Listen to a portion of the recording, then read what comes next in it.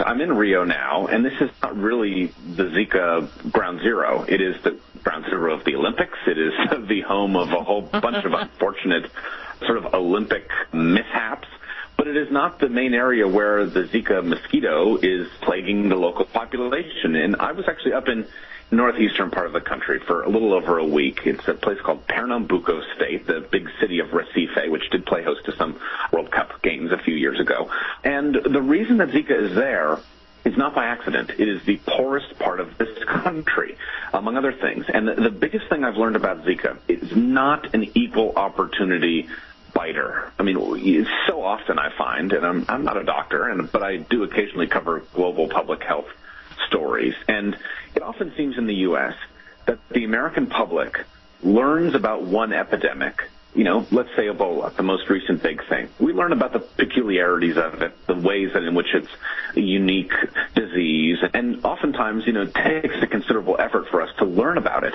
And then when the next thing rolls along, we still have that previous epidemic in our mind, and we apply a lot of the lessons and takeaways from it toward the next thing that we're now talking about. And that seems to be something happening right now.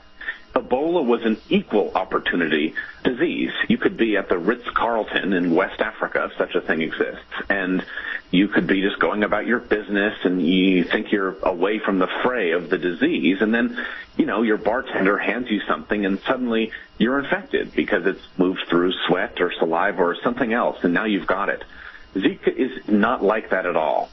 As a tourist, as someone staying in a decent enough hotel in the evenings, I did not feel at risk. It is the people who live in poverty in Brazil, a poverty that is not the American poverty, a poverty that is a lack of water in your home, not having a toilet, not having electricity, an air conditioner that would allow you to seal off the doors and windows at night to stay cool. Those are the people who are finding themselves preyed upon by these mosquitoes and that are in the largest numbers contracting Zika virus.